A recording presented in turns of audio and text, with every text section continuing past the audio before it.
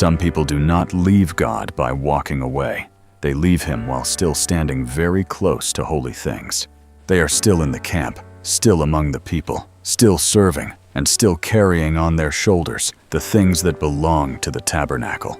But inside, another fire is quietly growing. Not a fire born of the presence of God, but the fever of being seen, being heard, being lifted, being placed higher than the place God assigned to them. What happens when a man chosen to live near holy things begins to think that even that is not enough?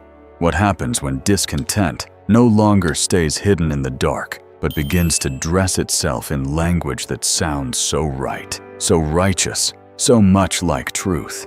And what happens when pride does not say, "I want power," but says, "I only want justice for the people of God"? Out in the vast wilderness under a sky heavy with dust, there was a man named Korah who let comparison turn into bitterness. Bitterness turns into a movement, and that movement turns into rebellion against the very order God had established.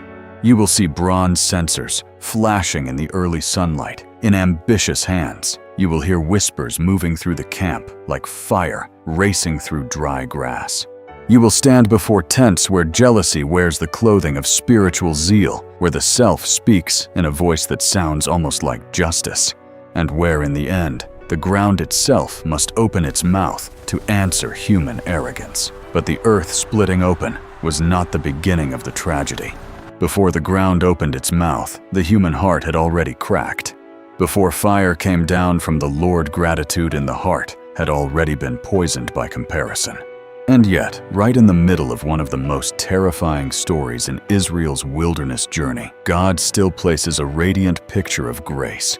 One man standing between the dead and the living, turning our eyes toward Christ. The wilderness has a strange way of stripping a person bare. There are no city walls to hide ambition, no crowded streets to drown out the noise inside the soul, no lush harvests, no sturdy homes, no comforts that allow people to forget who they really are. There is only dust, hot wind, leather, the sound of footsteps on dry ground, children crying inside tents, the distant noise of livestock, the smell of smoke, sweat, and desert air, and over all of it, a life suspended between promise and waiting. At that point, Israel was no longer a nation burning with fresh fire from the day the Red Sea parted. They were a people who had already lived through years of complaining, doubt, unbelief, and failure. They were a people who had seen miracles, eaten manna from heaven, and drunk water from the rock. They had heard the voice of God at Sinai and built the tabernacle from the pattern shown above. Yet they were also the generation that trembled before Canaan, that wept, complained, and looked back toward Egypt. And over them, the sentence had already fallen: they would die in the wilderness. That was the atmosphere in which Korah rose among the people, a disappointed nation, a weary community, a heavy camp. And in seasons like that, rebellion grows quickly because hearts are too tired to keep discerning the difference between truth and words that merely sound like truth. Korah was not a destroyer from the outside. He was not a man ignorant of the holiness of God. He was a Levite from the line of Kohath. That is not a small detail. The Kohathites had been entrusted with a very special responsibility concerning the holy things of the tabernacle. Korah lived near holy things. He saw the cloud of glory over the tent of meeting. He knew the rituals of worship. He knew the line between what belonged to God and what must not be touched. He was not a stranger to the presence of God. And that is exactly where the danger was greatest. Because some people fall because they are too far from God, but others fall while standing very close to holy things and still refusing to bow their hearts. Korah was not an unknown man. He had standing, he had influence, he had a voice. He had not been pushed entirely to the margins, but inside him there was a quiet fracture. He could serve, but he could not be a priest. He could carry the holy things, but he could not enter the office reserved for Aaron and his sons. He could stand very near, but he was not the one standing at the center, and when a heart is not guarded, that kind of nearness, instead of producing gratitude, can begin producing envy. One evening, as the desert wind moved along the edge of the tent, and the oil lamp flickered softly in the dark, Korah may have sat in silence for a long time. Then perhaps someone close to him looked at him and asked quietly, "You're thinking about it again, aren't you?" Korah did not answer at once. He stared at the small flame for a moment, then spoke in a low, slow voice. "We serve too. We carry holy things too. We belong to the house of Levi too. So why does every right to come near stop with Aaron? Why does every voice have to pass through Moses?" The other person answered gently, "Because God called them." Korah's mouth tightened, but he did not smile. "Or because they've stood in that place for too long." That was the moment bitterness changed its voice. It no longer sounded like sorrow. It began to sound like an argument, and Korah did not keep those thoughts to himself. He went looking for men who would resonate with the discontent rising in him. Dathan, Abiram, then 250 leaders of the congregation, men of reputation, influence, and standing among the people. This is what makes the story more frightening. Rebellion does not always arrive wearing an obviously wicked face. Very often, it comes through respectable people. People who know how to speak in ways that sound so right, so noble, so persuasive, that the crowd begins to believe they are standing on the side of righteousness. One night in the dim red glow of firelight, Korah looked at the men seated around him and said, "Have you never found it strange? The whole congregation is holy. The Lord is among all these people. So why should only a few men act as if they are higher than everyone else?" Dathan gave a bitter laugh. "Because they're used to ruling. Abiram picked up the thought, his eyes darkening. They brought us out of Egypt, and now they leave us here to die in the wilderness.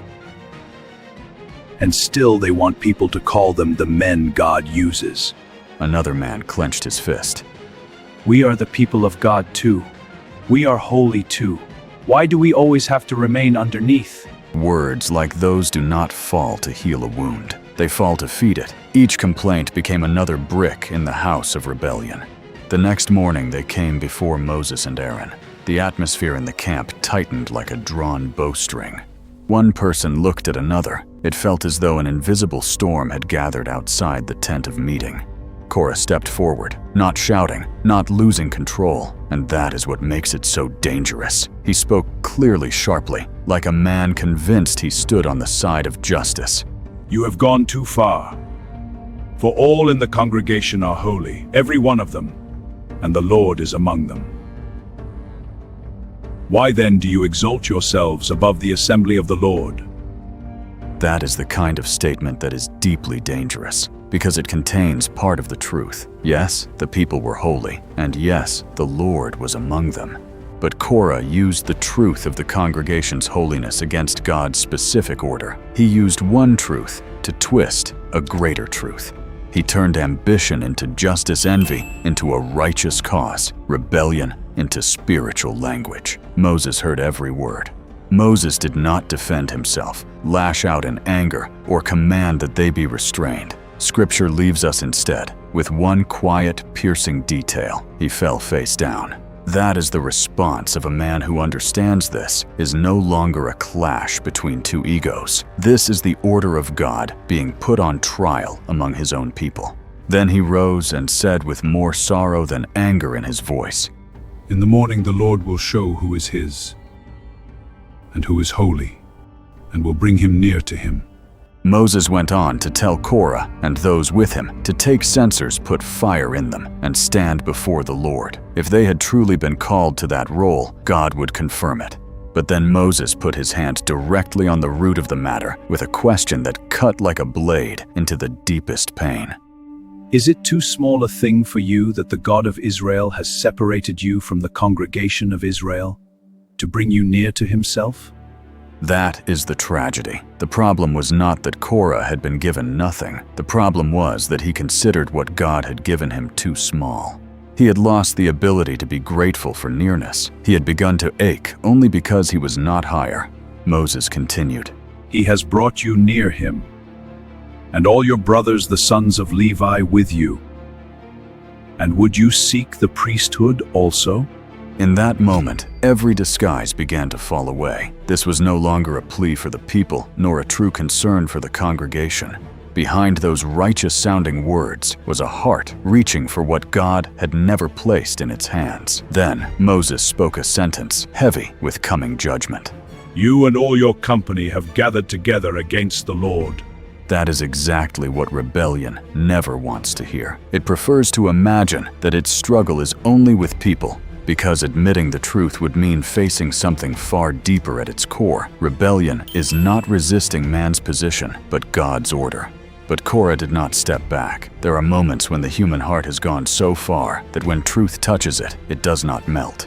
It hardens. Dathan and Abiram were called as well, but they refused to come. They even answered with a kind of twisted bitterness that is terrifying to hear. Is it a small thing that you have brought us up out of a land flowing with milk and honey, to kill us in the wilderness? It is shocking when the human heart becomes so distorted that it calls Egypt the place of slavery and chains a land flowing with milk and honey. When bitterness takes over, memory itself becomes warped. A past full of bondage can be painted like paradise simply because the present feels dry and hard. That is how rebellion works. It does not merely fight the truth, it rewrites the truth. That night must have been terribly heavy. In many tents, people must have lain awake. The bronze censers had been prepared. The hands gripping them may have been firm, but the hearts inside those men were not necessarily at peace. Perhaps somewhere deep inside, a few of them had already begun to feel they were stepping into a place where they should not go. But pride is a strange trap. It makes retreat feel more painful than pressing forward into danger. The next morning, the first sunlight fell across the camp. Sand tent cords, bronze, solemn faces. Everything appeared beneath a strangely cold light. Korah stood there with the 250 men, each holding a censer. Outwardly, it all looked very solemn. Bronze flashed. Incense was about to burn. The whole scene almost resembled a holy ritual, but beautiful form cannot rescue a crooked heart. Then the glory of the Lord appeared. In that moment, every human argument suddenly became thin as smoke. When the presence of God comes down, every human strategy looks small, weak, and exposed. The Lord spoke to Moses and Aaron and told them to separate themselves from the congregation because he could consume them in a moment. But once again, the two men who had just been opposed were the very ones who fell on their faces to intercede. They did not say, "Let them suffer the consequences." No, they cried out for mercy on behalf of the very people who had risen against them. That is the heart of a true leader. Then Moses went toward the camp of Dathan and Abiram. The elders followed him. The people pulled back, leaving a terrifying open space around those tents. Dathan and Abiram stood at the entrance with their wives and children, as if determined to hold on to their defiance until the very end. Moses spoke, and his voice no longer sounded like the voice of a man arguing. It sounded like the voice of someone standing on the edge between heaven and earth. If these men die as all men die, or if the fate of all humanity visits them, then the Lord has not sent me. But if the Lord creates something new, and the ground opens its mouth and swallows them up with all that belongs to them,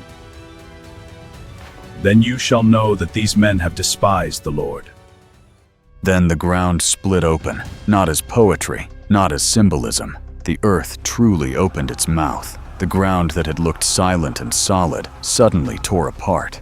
Screams ripped through the air. Dust rose in clouds. Tents, possessions, wives, children, everything was swallowed down. All around them, Israel fled in panic, crying out that the earth might swallow them too.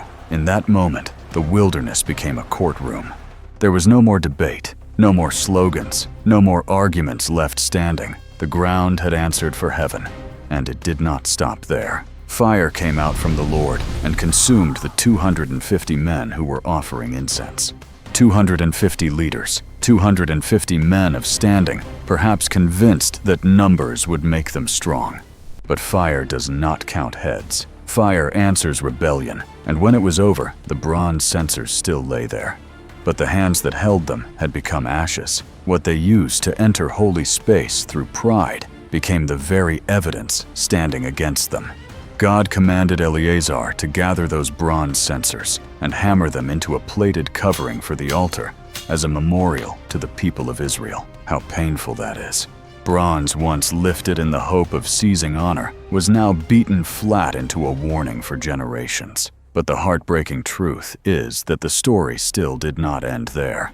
The very next day, the people again grumbled against Moses and Aaron, speaking as if those two men had been the ones who killed the people of the Lord.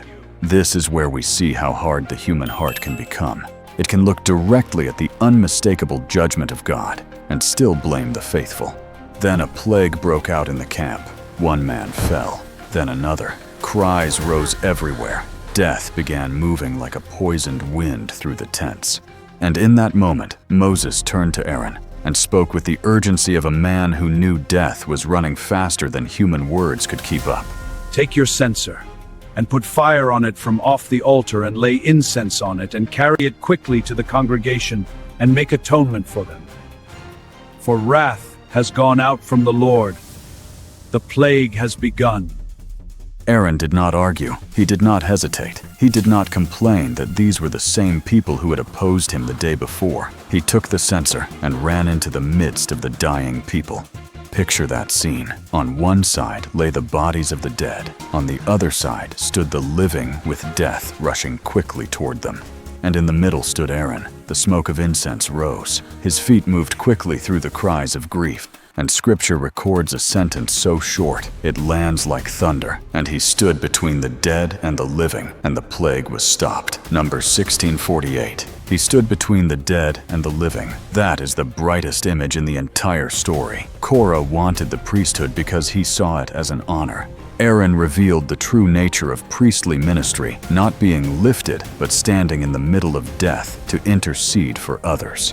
Not taking the higher place, but carrying the heavier burden.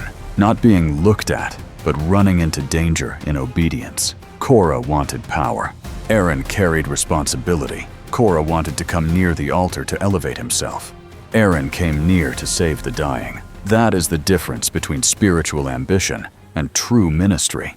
And right here, the story is no longer only about Korah long ago. It becomes a mirror for our own hearts today.